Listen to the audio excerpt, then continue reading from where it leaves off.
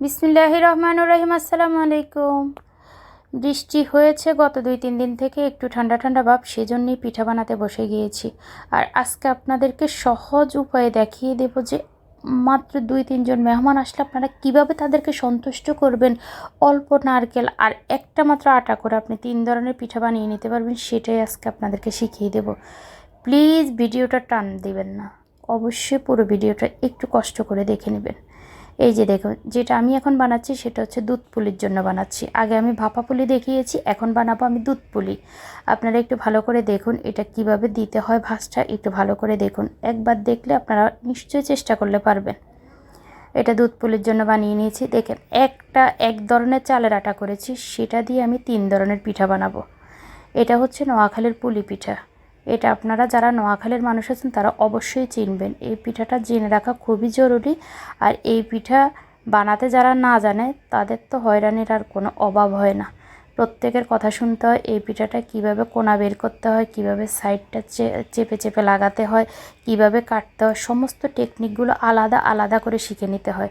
নোয়াখালীর মেয়ে বউরা জানে, আর যারা না জানে থাকেন তাহলে অবশ্যই ভিডিওটা পুরোটা দেখুন, আপনারাও শিখে যাবেন। এই যে আমি কাটার দিয়ে সুন্দর করে কেটে নিয়েছি। আমারটা অতটা সুন্দর হয় না, আপনারা একটু সুন্দর করে কাটতে পারবেন।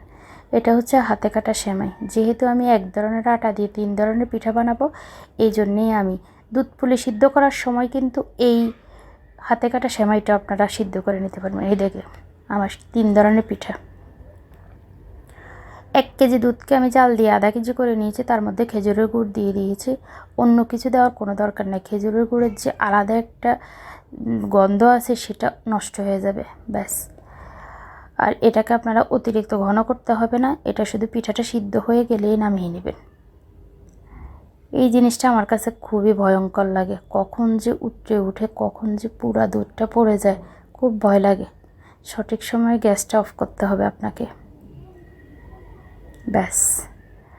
ভালোভাবে সিদ্ধ করে নেবেন, পিঠাটা সিদ্ধ হলেই নামিয়ে নেবেন, খেতে অসম্ভব মজা। এবার হচ্ছে আমার তেলে ভাজার পালা। এই পিঠাটাকে আপনারা বাদামি করে ভেজে নেবেন, বেশি লাল করবেন না, বেশি সাদাও রাখবেন না। এই যে এই কালারটা দেখুন। এই পিঠাটা আসলে নোয়াখালীর মানুষ অনেক বেশি পছন্দ করে, অনেকে বানাতে পারে না কিন্তু খেতে পছন্দ করে। আপনারা কারা কারা খেতে পছন্দ করেন তারা কমেন্ট করে জানাবেন। এই হচ্ছে আমার দুধ পুলি আর হাতে কাটা সেমাই পিঠা। খুবই ভালো, খুবই সুস্বাদু খেতে, আপনারা একবার বানিয়ে খেয়ে দেখবেন। আকাশে একটু মেঘ করলে, একটু বৃষ্টি হলে, একটু ঠান্ডা ঠান্ডা ভাব হলে এই পিঠাগুলো খেতে অনেক বেশি ভালো লাগে। যারা যারা পিঠা খেতে পছন্দ করেন তারা কমেন্ট করবেন, ভিডিওটা শেয়ার করে দেবেন, পেজটা ফলো দিয়ে দেবেন, ইউটিউব চ্যানেলটা সাবস্ক্রাইব করবেন। আল্লাহ।